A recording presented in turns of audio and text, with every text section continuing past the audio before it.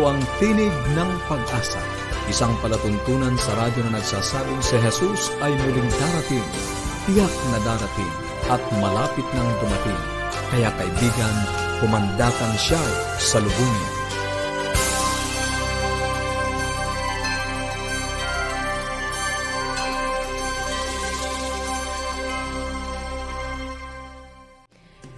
Magandang umaga po sa inyong lahat mga kapatid at mga kaibigan, and welcome pong muli dito sa ating programang Tinig ng Pag-asa, hatid sa inyo ng Adventist World Radio Manila. Ako po ang inyong lingkod, Lou de los Reyes Imperial, at tayo po'y magsama-sama sa isang oras ng talakayan tungkol sa pagpapanatiling matatag ng ating relasyon sa loob ng tahanan, pagpapabuti ng ating kalusugan at pagtuklas ng pag-asang nagmumula sa salita ng Diyos. Mga kaibigan, kami nga po ay patuloy pa rin ang pamimigay ng mga libreng aklat aralin sa Biblia. Kung kayo po ay nagdanais sa makatanggap, ay tumawag lamang po o mag-text sa 0917-1742-777. 0917-1742-777. O di kaya naman sa 0968-8536-607. 0968-8536-607. At para naman po sa ating Facebook and YouTube channel, i-search lamang po ang Adventist World Radio Manila o di kaya naman magpadala ng email sa connectedadventist.ph. Mga kaibigan, sa hakbang sa kalusugan, ang atin pa rin pong pinag-uusapan ay patungkol sa sleep is medicine. Gano'n nga po ba kahalaga ang pagtulog sa ating kalusugan? Ibigay po natin ng panahon kay Doc Blessy Varona para sa bahaging hakbang sa kalusugan. Happiness is medicine. Alam niyo ba po, ang kaligayahan ay lunas sa maraming karamdaman?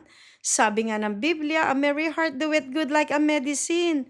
Kaya ang kaligayahan po talagang gamot. Kaya happiness is medicine. Ngayon, hindi ito basta lang paghalakhak. Ang happiness na pinag-uusapan natin dito, yung didesisyonan mo na magkaroon ka ng masayang pamumuhay. Pero mahirap magkaroon ng maligayang pamumuhay kung ikaw ay hindi maayos ang iyong pangangatawan. Katulad ng may sakit, mahirap maging masaya kung lahat ng karamdaman, pananakit ay nasa iyo. Like masakit ang tuhod, masakit ang balakang, masakit ang puso, masakit ang may masakit sa isip, migraine, no, sa brain. So again, mahirap maging maligaya kung maraming physical health na nararamdaman ng isang tao. Kaya nga, pag-uusapan natin dito ang mga bagay-bagay para maibsan itong mga to. Alam nyo ba po, lahat ng series natin ng Happiness is Medicine ay lunas din sa maraming sakit na nabanggit ko kanina. Kaya, hindi lang to pang mental illnesses o pang mental challenges, kundi itong mga pag-uusapan natin dito ay para sa buong katawan. Hindi natin pwedeng paghiwalayin ang ating katawan at ang ating brain. Pag sinabi nating metabolic psychiatry, ibig sabihin dyan, iibsan natin ang mga pamamaga, ang inflammation, oxidative stress sa katawan natin kasama ang oxidative stress and inflammation sa buong katawan nga kasama ang utak. So again, napaka-importanting intindihin na lahat ng healthy lifestyle ay magbibigay ng kalusugan sa katawan at sa brain. So ngayon, pag-usapan po natin ang isang parte sa ating Happiness is Medicine series. Ito po yung Sleep is Medicine, ang pagtulog ay gamot, at ito po ay very, very importanteng maintindihan ng buong pamilya. Mga may edad na at lalong-lalo pa yung mga batang naaapektuhan din sa mga maling kaalaman ng mga magulang tungkol sa pagtulog. Ang pagtulog po ay importante, hindi lamang sa ating mga pang-araw-araw na productivity, kundi sa ating happiness. At ito po ay importanteng gawin natin na priority ang pagtulog. Ngayon, may mga factors na makakaapekto sa pagtulog, katulad po ng hindi nga priority. Sabihin yung hindi priority. Ang recommendation, 18 years old to 64 years old, 7 to 9 hours. So sabihin natin itong tao na to ay hindi nagbigay ng importansya sa pagtulog. Sabihin nababawasan ng 1 oras sa isang gabi, okay? Ang kanyang pagtulog. So instead na 7 hours, 6 hours lang. 6 hours gabi-gabi. Gabi-gabi kulang ng 1 oras. Sa loob ng 1 linggo, 7 hours po yun. So yung tao na yan parang hindi natulog sa buong magdamag. Nagkulang siya ng 7 hours. At ito po, very important na maintindihan na makakaapekto sa ating kalusugan. Ang pagtulog po ay very, very important kasi ang pagtulog ay magbibigay ng kalusugan, hindi lang sa isip, kundi sa pangangatawan. Ang kulang sa tulog, okay, tinatawag natin silang, yung lalo pa yung nag-aabuso, no, sleep deprivation, ito po ay magkakaroon ng effect sa ating mga kaisipan. Yung memory at saka ability to process information, mababawasan. So, yung mga nag-aaral, ulitin ko po yung mga nagre-review sa board exam, nag-aaral ng mga college, high school, elementary, kailangan pong matulog yan. Remember, wala pong board exam sa umaga. Okay? Walang board exam sa umaga, kaya kung hindi priority ang pagtulog, okay? So, ang nangyayari po dyan, nag-aaral yung mga estudyante, mga kabataan nag-aaral sa gabi. Tingnan nyo, nag-aaral sa gabi, walang tamang pagtulog, ay wala pong board exam sa gabi. Ang umaga po ang board exam. Ang exam po ng mga kabataan natin ay sa umaga. Kaya nga po nakita nyo, kailangan nyo ng cortisol, lalo pa pag kayo ay magsasagot na ng mga exams. So, paano kayo magkakaroon ng full potential kung walang cortisol? 'Di ba? Kung kayo'y aantukin, kung walang tamang hormones na tutulong sa inyo. So again po, nananawagan ako ulit sa mga estudyante, okay, mga kahit elementary, high school, or college, or mga nagdo-doctoral program na kailangan nyo pong matulog sa gabi, yan ay priority. Kung gusto nyo ma-maximize ang cognition, yung mga memory ability natin, yung capability natin para umintindi ng mga bagay-bagay na pinag-aaralan nyo. So again po, ulitin ko ulit, wala pong board exam sa gabi. Sa araw po ang board exam. Wala pong final exam sa gabi. Sa araw po ang final exam. At ito po ay kailangang i-balance nyo yung hormones nyo para magkaroon kayo ng tamang preparation ng hormones sa inyong mga pagharap sa mga examen. Okay? Ganon din po sa mga naghahanap buhay, lalo pa kung day duty kayo, walang masyadong pag-iisip sa gabi. Ang pag-iisip na kailangan ng malalaking big decision sa araw. So maghanda po tayo ng lakas sa gabi para magkaroon tayo ng talino sa araw. That's very, very important po na di-decision na natin.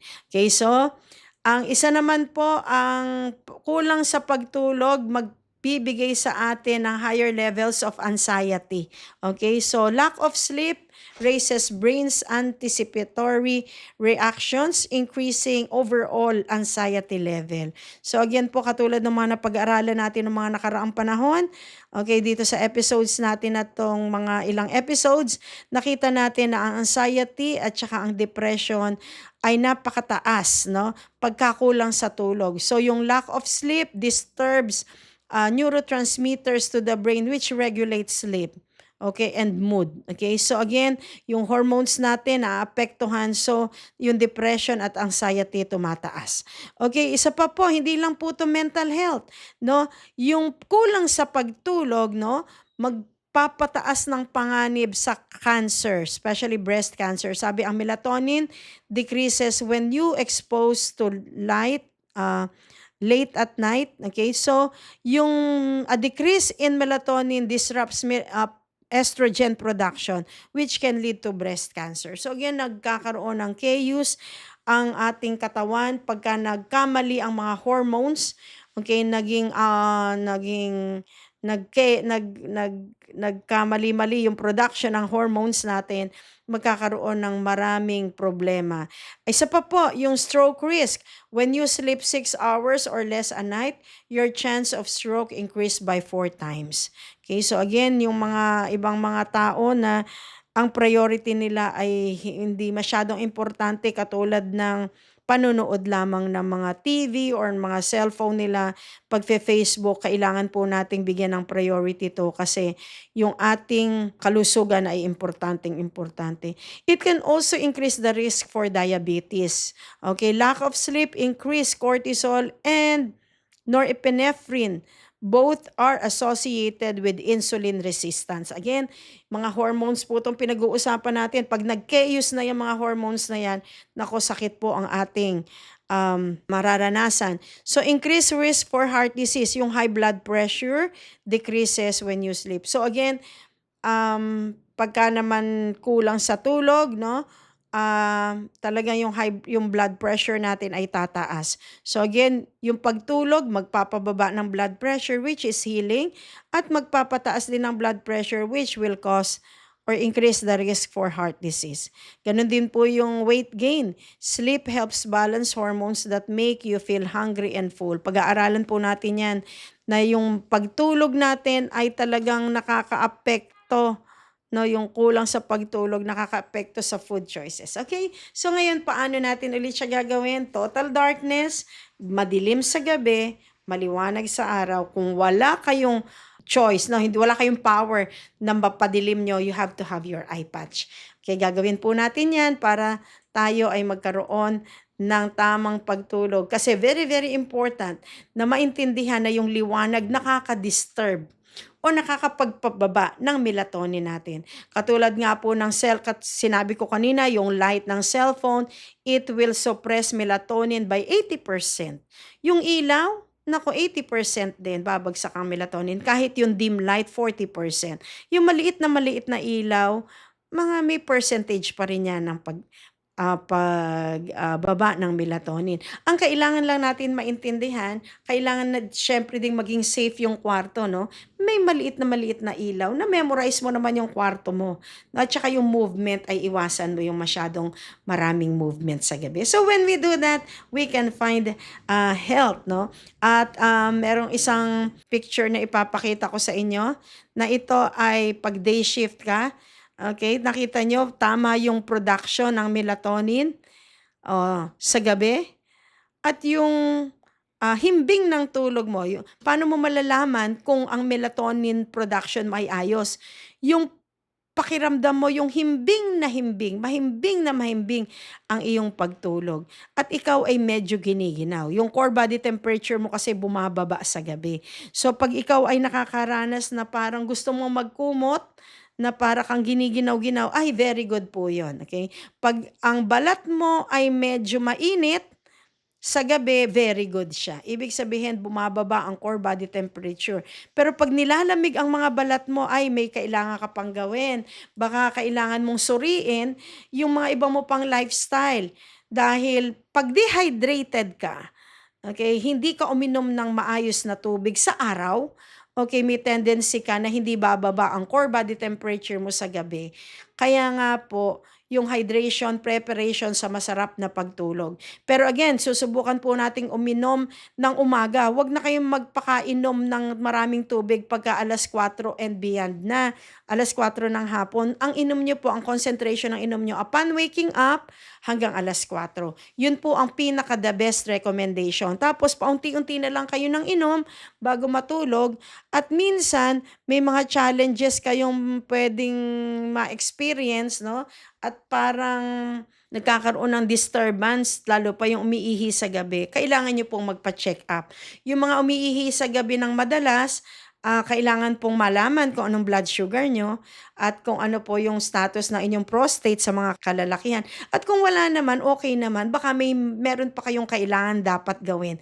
Tingnan nyo po ang sodium intake nyo. Pag masyadong mataas ang sodium intake, pwede ding mag-water retention sa mga paa, dito sa mga lower extremities nyo. So, ang kailangan po natin gawin yan, pagkahapon na, pag malapit na kayong matulog, no, medyo magtaas kayo ng paa para ang water retention sa lower extremities ay maiihi nyo muna bago kayo matulog. Okay? So, yan po yung mga strategies na pwede natin gawin para magkaroon kayo ng masarap na pagtulog. Kasi nga po, sleep is medicine.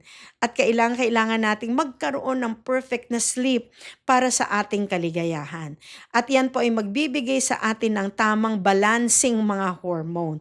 Ngayon, minsan may mga sinasabi naman ng mga tao, hindi talagang ang utak ko hindi tumitigil sa kakaisip ng mga problema. Pag ganyan na po, ay kailangan na talaga nating magtiwala ng mas marami pa sa Panginoon. Kasi po siya po ang magbibigay ng matamis at masarap na pagtulog sa gabi. Sa Kanya lahat galing yan eh. Ang Panginoon ang nagbibigay ng hangin sa atin, ng lakas sa atin, ng buhay sa atin. Siya din ang magbibigay ng masarap na tulog. So, pagka po kayo nagdasal sa gabi, magpasalamat lang kayo sa Panginoon. Ang Panginoon ay nagbibigay ng lahat sa atin. Pasalamat kayo ng pasalamat sa Kanya. At again, this will really give you good sleep. Sabi nga sa mga awit 4:9, sabi dito, mapayapa akong hihiga at matutulog. Sapagkat ikaw lamang, O Panginoon, ang nagbibigay sa akin ng katiwasayan. Okay, ang ganda-gandang verse. Ang Panginoon lang ang magbibigay sa atin ng katiwasayan, ng panatag, ng maayos na pag-iisip, ng mapayapang mga thinking natin. And then when we give our trust to Him, okay, bigay natin to ng 100%, full trust sa Kanya. So God bless po and have a blessed day. Thank you so much po, Doc Blessy. Nawa po tayo ay maraming natutunan. May apply po natin ito sa ating mga kalusugan. At kung kayo po ay may mga katanungan o nagnanais mag-share ng inyong mga refleksyon, ay ipadala lamang po yan sa 0917-1742-777. 0917-1742-777. O di kaya naman sa 0968-8536-607. 0968-8536-607. At para naman po sa ating Facebook and YouTube channel, i-search lamang po ang Adventist World Radio Manila o di kaya naman magpadala ng email sa connectedadventist.ph. Mga kaibigan, bago po tayo magtungo sa ikalawang bahagi ng ating programa, tayo po muna ay makarinig ng isang awitin.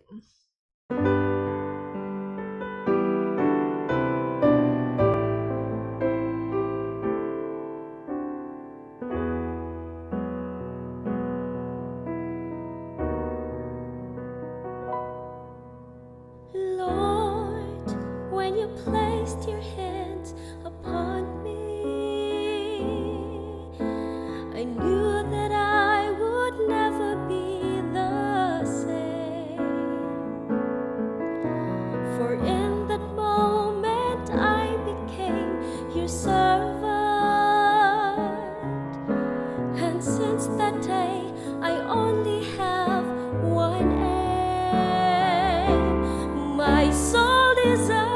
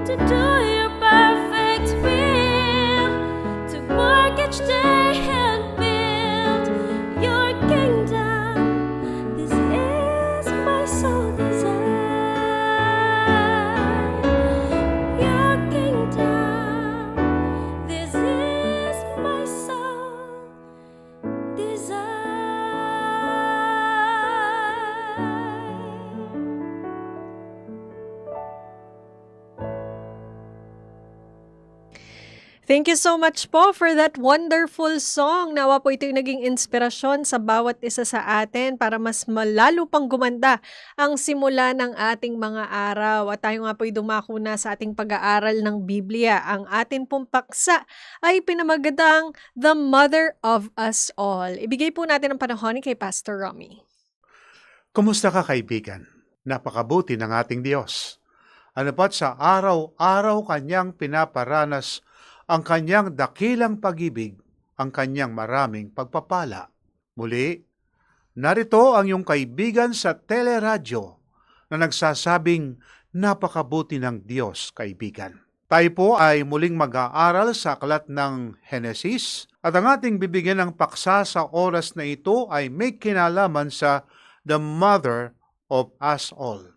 Kaibigan, sadyang pinanukala ng Diyos na magkaroon ng isang pamilya. Merong isang ama na siyang haligi ng tahanan at ang ina naman ang siyang sinasabing ilaw ng tahanan. Nanupat ang mag-asawa ay magkakaroon sila ng mga anak. Sapagkat sinabi ng ating Panginoon, magpakarami kayo, at nais ng Panginoon na ang kanyang kalwalhatian ay makita sa mga taong kanyang nilikha. Sapagkat sa larawan ng Diyos, nilikha ang tao. Sa wangis ng Diyos, kaibigan. Yan ang sinasabi ng ating banal na kasulatan. Subalit noong pumasok ang kasalanan sa buhay ng ating unang magulang, nagkaroon ngayon ng kalungkutan, nagkaroon na ng kamatayan, nagkaroon na mga suliranin sa loob ng tahanan. Bagamat sinasabi natin, there is no place like home. Subalit kaibigan, dahilan sa kung minsan nagkakaroon ng hidwaan sa mga kaanib ng tahanan, nagkakaroon ng suliranin. Sinasabi sa atin sa banal na kasulatan, sa Henesis 3:20, ganito ang ating mababasa. Tinawag ng lalaki ang kanyang asawa na Eva, sapagkat siya ang naging ina ng lahat ng mga nabubuhay. Sa makatwid ang Eva na pangalan ng asawang babae, ang nanay natin, ang ibig sabihin nito, siya ang naging ina ng lahat ng mga nabubuhay. Meron tayong tatlong bagay na ating bigyan ng pansin sa ating pag-aaral na ito. Ang unang bahagi ng ating pag-aaral ay Mother's Hope, ang pag-asa ng isang ina. Sapagkat noong ang tao ay nagkasala, kaibigan, merong pinangako ang ating Panginoon na tutubos sa taong nagkasala. Nanupat ang tutubos sa taong nagkasala ay galing din ngayon sa lahi ng tao. Kaya ngayon ang ating Diyos ay nagkatawan tao, hindi nagkatawan ng anghel ang ating Panginoong Hesus. Katunayan, sinasabi ng ating Biblia na sapagkat ngayon ay nagkaroon ngayon ng pangako ang ating Panginoon. Sinasabi sa atin sa aklat ng Henesis 4:3 ang ganito.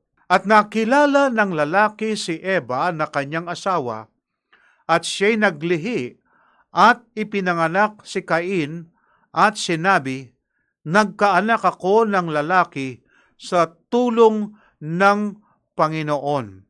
Kaibigan, kung ating titingnan ang background nito, papaano ba ang pagkalikha ng tao? At papaano ba nagkaroon ngayon ng anak? Ang sabi ng ating Biblia dito sa Henesis 1:26 at 27, ganito ang ating mababasa. Sinabi ng Diyos, lalangin natin ang tao sa ating larawan, ayon sa ating wangis, at magkakaroon sila ng pamamahala sa mga isda sa dagat, sa mga ibon sa himpapawid, at sa mga hayop sa buong lupa, at sa bawat gumagapang sa ibabaw ng lupa. 27. Kaya't nilalang ng Diyos ang tao ayon sa kanyang sariling larawan. Ayon sa larawan ng Diyos siya nilalang, sila'y kanyang nilalang na lalaki at babae. Kaibigan, Ito yung background. Nilalang ng Diyos ang tao ayon sa larawan ng ating Panginoon. Sa larawan ng ating Diyos, nilikha ang tao. Hindi yung sinasabi ng mga iba na yung Big Bang o kaya naman nagkaroon ng evolution.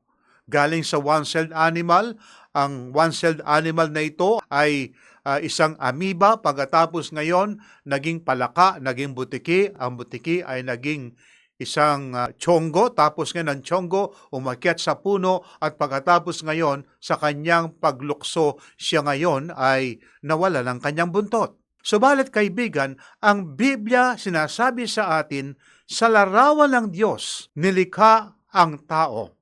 Sapagat sinabi ng Diyos, lalangin natin ang tao. Kaibigan, iyong pansinin.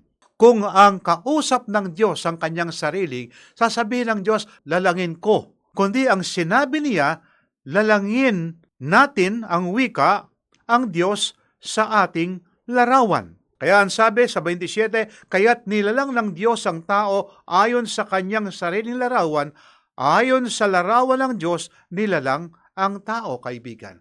Kaya nga, napakaliwanag. 26, lalangin natin, hindi sinabing lalangin ko. At kung ang kausap niya ay isa lang, lalangin natin na yung may kasama siya, kundi meron siyang kasama, lalangin natin, kaibigan. Kaya hindi maaaring sabihin natin yung ama, yun din ang anak, at ang anak, yun din ang ama. Tatlong persona sa isang Diyos. Kung patuloy natin ang sabi pa sa Genesis 2, sa Kapitulo 2 ng Genesis ay binibigyan ng mas detalye papaano ang pagkalika ng Diyos sa tao. Sinasabi sa 18 ang ganito, at sinabi ng Panginoong Diyos, hindi mabuti na ang lalaki ay nag-iisa.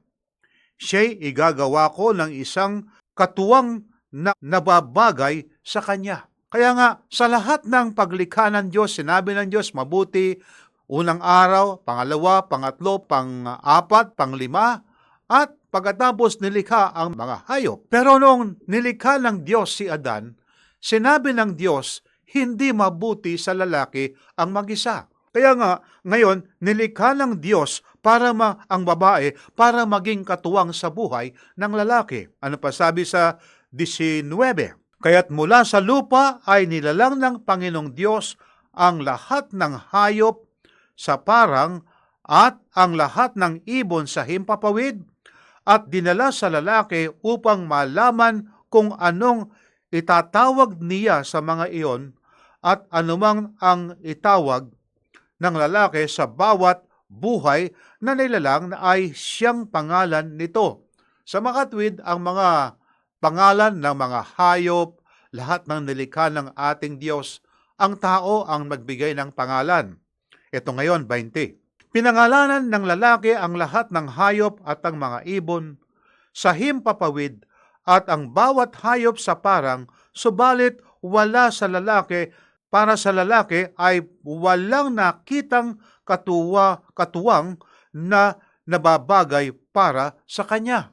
Kaya sinabi ng ating Diyos nung ito ay nakita ng lalaki nag-iisa sa 21, kaya't pinatulog ng mahimbing ng Panginoong Diyos ang lalaki at habang siya'y natutulog, kinuha niya ang isa sa kanyang mga tadyang at pinaghilom ang laman sa lugar na iyaan. Kaibigan, noong ngayong pinatulog ng Diyos ang lalaki, para ngayon lumikha ang Diyos ng kanyang katuwang sa buhay, galing din sa lalaki, kaibigan. Bakit galing sa lalaki? At noong nilikha ng Diyos ang babae, hindi kumuha sa bahagi ng paa ng lalaki ang babae, kundi, kaibigan, sa sinasabi ngayong malapit sa kanyang tadyang. Sapagkat kung ang babae ay nilikha sa paa ng lalaki, maaring yurakan at gawing alipin ng lalaki ang babae. Hindi rin kumuha ang Diyos na malapit sa kanyang mga kamay, sapagkat hindi panukalan ng Diyos at ay kanyang saktan ang babae. At hindi rin pinanukala ng Diyos na kunin sa bahagi ng ulo ng lalaki sapagkat hindi panukala ng Diyos na ang lalaki maging under desire. o yung ang namumuno sa tahanan ang babae. Kaibigan, kumuha ang Diyos isa sa kanyang tadyang malapit sa kanyang puso upang kanyang pakamahalin, susuyuin at kung kinakailangan, ibibigay ng lalaki ang kanyang buhay alang-alang sa kanyang asawa. Kaya kaibigan, ito yung background ngayon. Nagkaroon ng surgery o yung ang Diyos ay kinuha ang isa sa tadyang ng lalaki at yun ay naging babae, kaibigan. Kaya nga, ang sabi ng ating Biblia sa 23, at sinabi ng lalaki, sa wakas, ito'y buto ng aking mga buto at laman ng aking laman, siya'y tatawaging babae, sapagkat sa lalaki siya kinuha. Kaya nga, tinawag siyang babae, ina ng lahat ng mga nilikha, yung mga pinanganak, at pagkatapos ngayon, laman ng kanyang laman, buto ng kanyang buto, sapagkat ang sabi, sa lalaki siya kinuha. 24. Kaya't iiwan ng lalaki ang kanyang ama at ang kanyang ina, at pumisan sa kanyang asawa, at sila'y magiging isang laman. Kaibigan, take note, wala pa ngayong biyanan si Adan, sapagkat ang noong nilikha ng Diyos si Adan ay galing sa alabok ng lupa. Siya ang lumikha, ang Diyos ang lumikha. Wala pang biyanan si Adan. Pero sinasabi ng ating Panginoon, sa simula pa, kaibigan, ganito ang isang utos. Kaya't iniiwan ng lalaki ang kanyang ama at ang kanyang ina at pumisan sa kanyang asawa at sila'y nagiging isang laman. Na kung papaano ngayon ang babae ay nilikha ng Diyos galing sa lalaki at pagkatapos kapag ang lalaki at babae maging mag-asawa na, ang sabi ng Biblia, ang dalawa ay magiging isang laman. 25. Ang lalaki at ang kanyang asawa ay kapwa-hubad, ngunit sila'y hindi nahihiya. So kaibigan, ito yung kalagayan ng mag-asawa. 23. Ang sabi, at sinabi ng lalaki, sa wakas ito'y buto ng aking mga buto at laman ng aking laman, siya'y tatawagan babae sapagkat sa lalaki siya kinuha. Kaya ito ngayon yung pinaka-background na kung papaano nagkaroon ng tao si Adan at pagkatapos ngayon kung papaano siya nagkaroon ngayon ng asawa, kumuha ang Diyos sa kanyang tadyang at pagkatapos ngayon ay ito yung babae. Kaya ang sabi ng Biblia, laman ng aking laman at buto ng aking buto. Subalit kaibigan, merong intruder sa tahanan. Walang iba kundi ang kaaway. Sabi nga kapag merong third party sa mag-asawa maliban kay Jesus, nagkakaroon ng gulo sa isang relasyon ng mag-asawa o kaya sa tahanan. Kung meron mang third party sa mag-asawa, walang iba kundi si Kristo, kaibigan. Gayunpaman, noong nagkaroon ng third party at pagkatapos ngayon na nakinig sa tinig ng kaaway, ang dyablo na siya'y ahas kaibigan, ang wika ng ating Biblia sa Kapitulo 3, versikulo 15 ang ganito. Maglalagay ako sa iyo at sa babae ng pagkapuot sa isa't isa at sa iyong binhi at sa kanyang binhi. Ito ang dudurog ng iyong ulo at ikaw ang dudurog ng kanya sakong. Kaya kaibigan, ito yung sinasabing unang ebanghelyo o pag-asa o pangako ng ating Panginoon na merong tutubos sa taong nagkasala at ito ay ginawa ni Kristo, kaibigan, nung siya ay nabayubay sa krus. Akala ngayon ni Eva, nung ngayong pinanganak si Cain, ito ngayon ang pangako na tutubos ngayon sa taong nagkasala, kaibigan. Eve thought Cain was the promised man to bruise the serpent.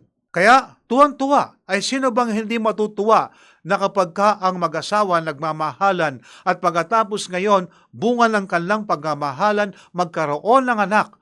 Tuwan-tuwa Karanasan din namin nung kami ay nagkaroon ng unang anak ng aking asawa, tuwan-tuwa kami sapagkat ang isang tahanan na walang mga anak ay katulad ng isang hardin na walang bulaklak. At bagamat ngayon sa hardin yung mga bulaklak, iba't iba ang itsura, iba't iba ang sinasabing amoy, pero nagbibigay ngayon ng magandang larawan sa hardin. Ganon din kaibigan sa isang tahanan. Kaya nga, akala ngayon ni Eve na si Cain siyang pangako ng Diyos na dudurog sa ulo ng ahas. Subalit kaibigan, sa ating ngayong pag-aaral, tingnan natin sa pangalawang bahagi nito. A woman's heartache. Merong sinasabi kaibigan dito sa Genesis, Kapitulo 4, versikulo 8 ang ganito. Sinabihan ni Cain ang kanyang kapatid na si Abel, at nangyari nang sila'y nasa parang, tumindig si Cain laban kay Abel na kanyang kapatid, at ito'y kanyang pinatay. Kaya nga ang unang casualty ngayon sa tao, walang iba kundi ang pangalawang anak ng mag-asawa. Yung inaakala ngayon na magkaroon ng katuparan sa pangako ng Diyos sa kanilang unang anak na si Cain, kaibigan, hindi nangyari, manapay, pinatay ang kanyang kapatid. Anong sabi ng Biblia? Bakit ngayon pinatay ni Cain ang kanyang kapatid? Dito sa aklat ng 1 Juan, Kapitulo 3, versikulo 12, ang ganito. Na hindi gaya ni Cain na siya'y sa masama at pinaslang ang kanyang kapatid, at bakit niya ito pinaslang? Sapagkat ang kanyang mga gawa ay masama at ang mga gawa ng kanyang kapatid ay matutuwid.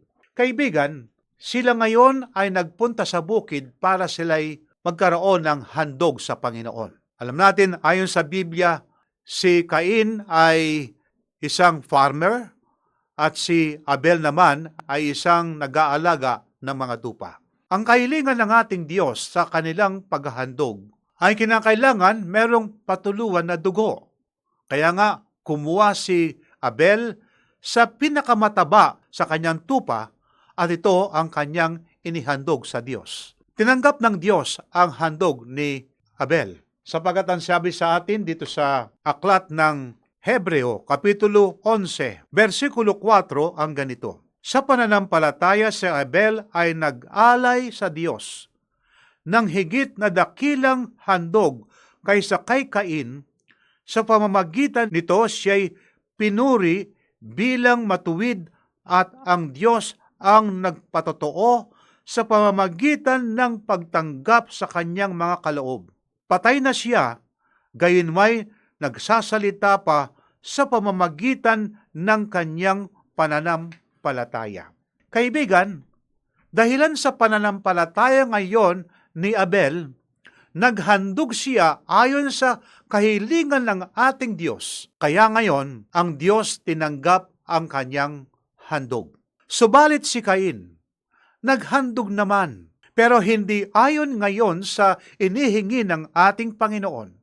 At noong hindi tinanggap ng Diyos ang kanyang handog, nagalit siya sa kanyang kapatid at pinatay ang kanyang kapatid. Kaya kaibigan, itong pangyayaring ito, nagbibigay ng larawan sa atin kapag ka ang Diyos ay may utos sa atin, kinakailangan natin sundin ayon sa sinabi ng Diyos. Bakit hindi tinanggap ni Cain ang handog niya sa Diyos? Hindi niya ginawa yung inihingi ng Diyos. At gayon din ang sabi, masama ang kanyang gawa. Kaya kaibigan, itong karanasan na ito, ayon nga sa yung pangalawang bahagi ng ating pag-aaral, a mother's heartache. Sa halip na ngayon may pag-asa sa kaniyang panganay na anak, pinatay pa ang kanyang kapatid. Walang iba kundi si Abel. Bakit? Si Abel, mabuti ang kanyang ginawa. Ayon sa kalooban ng Diyos, kaibigan, ginawa ngayon yung kalooban ng ating Diyos. Naghandog siya. Kaya kung tayo man ay sasabihin, sasamba, yung kinakailangan, yung ayon sa pang-apat na utos ang ating ngayong gagamitin o tayo ay sasamba sa Panginoon sa araw ng Sabat sapagkat ito ang kahilingan ng Panginoon. Sapagkat ang sabi sa atin, walang kabuluhan ng ating pagsamba kung ito ay hindi ayon sa kalooban ng Diyos, ayon sa San Marcos 7:7. Subalit kaibigan, pagkatapos ng parang sakit ng kalooban, sapagkat dahilan sa iyong pagkakamali, yung anak mo ay pinatay yung kanyang kapatid, masakit yon. Inaantay ng mag-asawa na babalik ang kanilang mga anak pero matagal na ngayon, ilang oras na nakalipas, bakit hindi nagbabalik? At pagkatapos nakita ngayon, si Abel, patay na siya at ang pumatay sa kanya, walang iba kundi ang kanyang kuya. Pero yung pangatlong bahagi, kaibigan, ng pag-aaral nito, a mother's highest happiness. Anong sabi sa atin sa 4, versikulo 25 at 26? Muling nakilala ni Adan ang kanyang asawa at siya'y nanganak ng isang lalaki at tinawag ang kanyang pangalan na Seth sapagkat kanyang sinabi, binigyan ako ng Diyos ng ibang anak na kahalili ni Abel sapagkat siya'y pinatay ni Cain. 26. Nagkaanak din si Seth ng isang lalaki at tinawag ang kanyang pangalan na Enos. Nang panahong iyon, ang mga tao'y nagsimulang tumawag sa pangalan ng Panginoon. Ang sumunod ngayon, pagkatapos ngayon ng sakit ng loob, pagkatapos ngayon ng naging suliranin sa tahanan, ang Diyos ay nagbigay muli ng isang anak na lalaki sa mag-asawa, ang pangalan ay si Seth. At ang napakaganda rito ang wika, muling tumawag ang mga tao sa Diyos, kaibigan. Nakilala nila at kanilang sinunod ang kalooban ng ating Diyos. Namatay na si Abel, kaibigan. Pero yung kanyang ginawang pagsunod ay nagsasabi ngayon ng isang pananampalataya na nagtitiwala ngayon sa pangako ng ating Panginoon. Ang sabi nga, sa pamamagitan ni Abel ay nag-alay sa Diyos ng higit na dakilang handog sa kay Cain. Sa pamamagitan nito siya'y pinuri bilang matuwid at ang Diyos ang nagpatotoo sa pamamagitan ng pagtanggap sa kanyang mga kaloob. At pagkatapos ngayon, isang pag-asa, kaibigan, nagkaanak, ang pangalan ay Seth.